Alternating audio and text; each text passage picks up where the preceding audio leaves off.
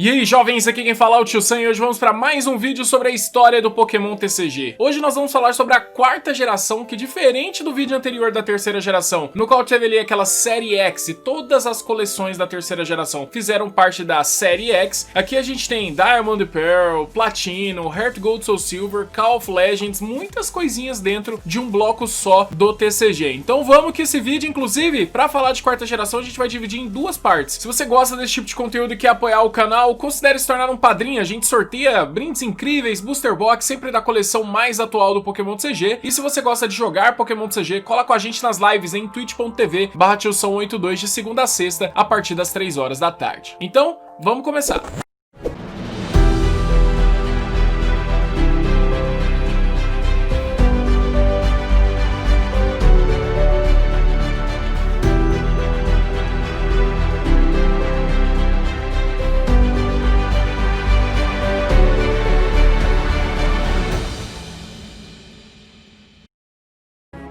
Lançadas com as mesmas 130 cartas, a primeira coleção do bloco da quarta geração foi Diamond Pearl e Diamante e Pérola, e a gente teve algumas mudanças de layout de carta, algumas mudanças aqui e ali. Uma das coisas mais da hora foi que no Japão eles respeitaram essa diferença dos jogos, onde tem Diamante e Pérola, eram duas coleções diferentes, e alguns Pokémons você só abria abrindo o booster Diamante, o outro você só abria no Pérola. Essa coleção trazia ao todo 55 novos Pokémon da quarta geração.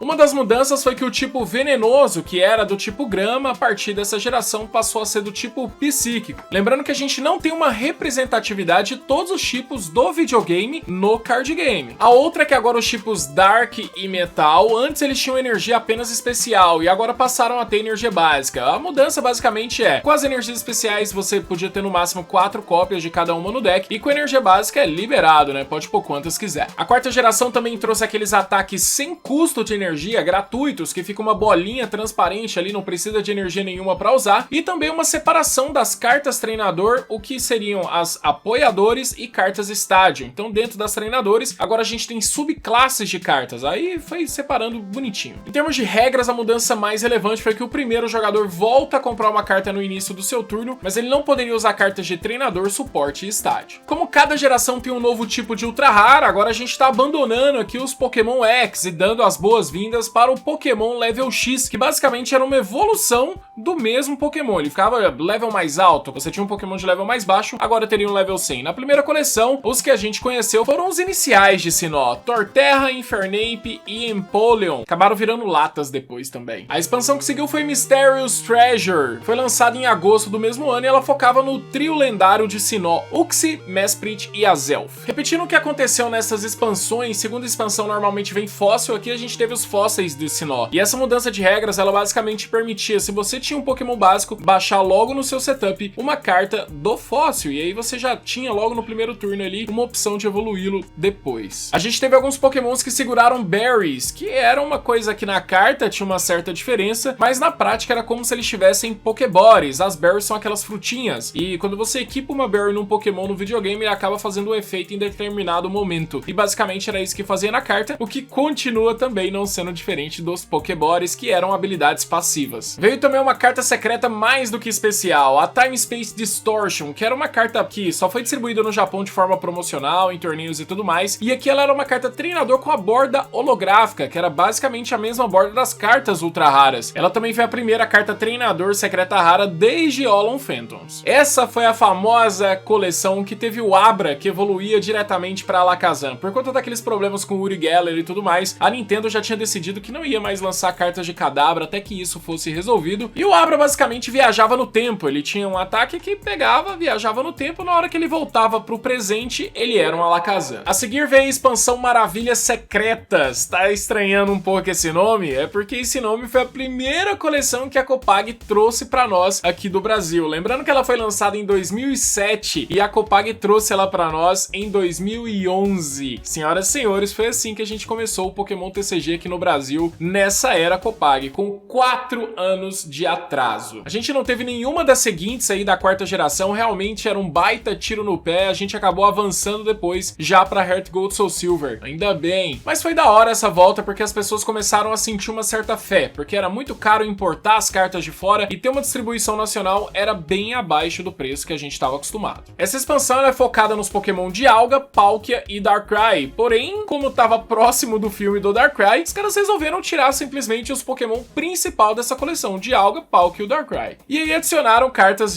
da coleção seguinte, colocaram nessa, aquela coxa de retalho, né, coleção japonesa, coleção americana nessa época, era uma bagunça. O que mais incomodou vários colecionadores nessa coleção seria o que futuramente poderiam ser as nossas cartas promos. Algumas cartas holográficas que eram para sair dentro da coleção só vinham em produtos especiais, blisters, onde eram focados nele, e aí você não conseguia abrir essas cartas em booster, e eram cartas relativamente importantes. Great Encounters foi a próxima coleção, e ela basicamente foi uma coleção exclusiva do ocidente. Claro, né, depois dessa costura toda, agora finalmente temos Palkia, Dialga, Darkrai, e eles acabaram sendo lançados na sua versão Baby. Quando a gente tem uma versão ultra rara, a gente acaba chamando a versão regular, em vez de básica, a gente apelida elas de Baby. Então tinha todos esses na versão Baby e Level X e mais um monte de coisinha por aí, que logicamente não tinha sido lançado por aqui, só assim pra gente criar uma coleção completamente nova. Contendo 100 cartas cravadas em 2008, tivemos Majestic Dawn, que tinha várias cartas que não tinham sido lançadas em Great Encounters, várias cartas promocionais japonesas que não tinham chegado aqui, e também uns packs meio que iniciais para jogadores iniciantes, os Entry Packs, acabaram formando essa coleção. Pra não ficar aí com um buraco de 6 meses sem lançamento, foi um monte de coisa pra lá e pra cá. Pega a Giratina por causa do filme, joga pra cá, pega a carta do Leafeon e do Glaceon que não era pra sair aqui, põe pra sair agora, e até a Cresselia também acabou entrando no meio dessa bagunça aí. Quarta geração, muito Pokémon, né? Uma geração bem da hora, assim, ó, tinha essa bagunça toda mesmo, tinha como basear várias coleções em Pokémon especiais. Essa geração tem lendário demais. Legends Awakening, tínhamos Reatran e Regigigas como as capas dessa coleção. Essa foi a coleção que trouxe os últimos Unown também, que tava faltando na região de Sinnoh. Lembrando que agora a carta do Unown não chamava só Unown, ele tinha o seu próprio nome, número, então o Unown P, ele chamava Unown P, não apenas Unown. Encerrando a série Diamante e Pérola, Stormfront. Teve uma troca toda de identidade visual da coleção, porque basicamente era uma cirurgia, né, um Frankenstein aí de uma coleção que basicamente não existia. E aí tivemos Infernape,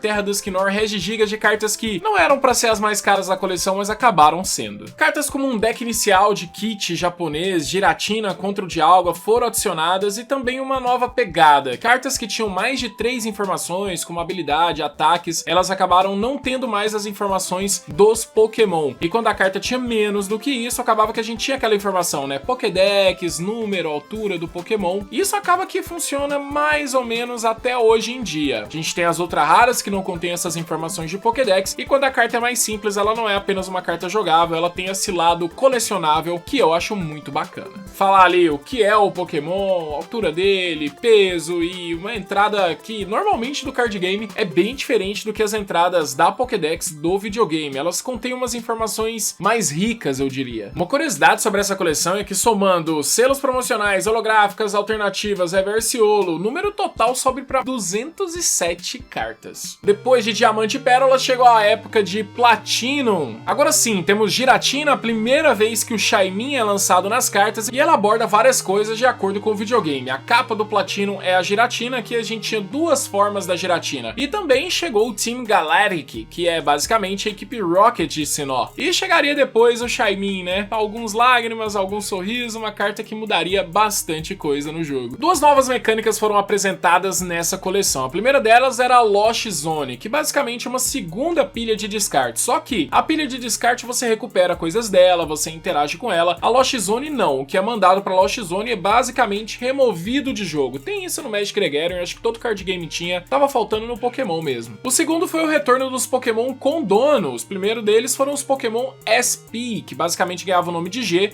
porque eles eram do Team Galactic. E sobre a época dos SP, também teve algumas cartas ali que eles queriam muito que esse tipo de Pokémon jogasse mesmo. A gente teve a famosa Power Spray, que é aquela Counter Spell, né? O Pokémon CG já foi criticado e já foi elogiado por você jogar apenas no seu turno. Ele respeita aquela temática de RPG japonês. Você joga o seu turno, o seu oponente joga o turno dele e ninguém interfere no turno do outro. Você tem que esperar um ao outro. Enquanto os outros card games acabam sendo mais interativos. Mas nessa época a gente tinha o Power Spray, que era uma carta que você podia jogar no turno do oponente. Declarou uma habilidade, alguma coisa, você apertava ali aquele spray e pronto, parava a habilidade. Foi uma coisa única. De lá pra cá a gente não teve mais cartas desse tipo não. E mais uma vez, se a gente tem equipe inimiga, tem equipe Rocket, maldade no mundo, os líderes de ginásio do Elite 4, campeão, tem que ser acionado. E aí a gente tem Rising Rivals chegando no TCG. Novos Pokémon SP foram apresentados, dessa vez eles chamavam Pokémon GL de Gym Leader. E Pokémon 4, que são os Pokémon dos membros da Elite 4. Uma coisa bem da hora é que esses Pokémon, apesar de serem estágios finais, eles eram básicos. Então isso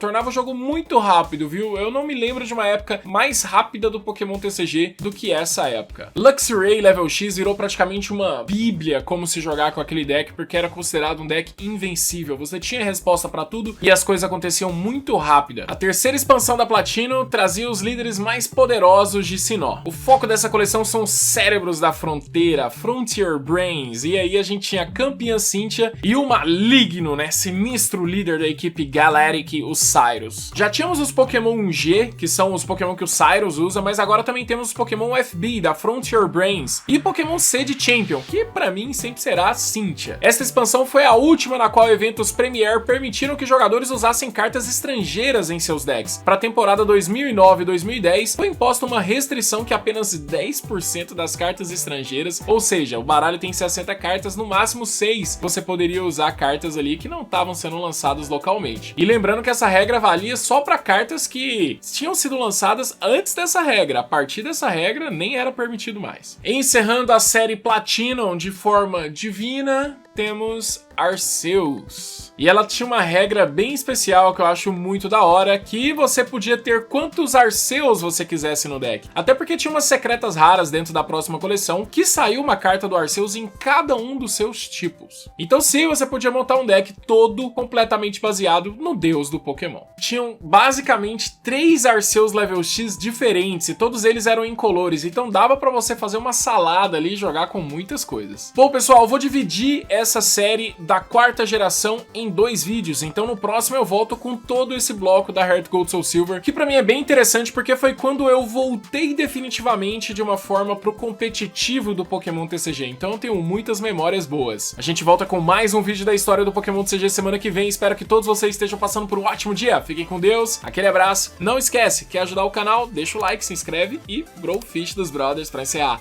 Tamo junto, valeu demais, hein?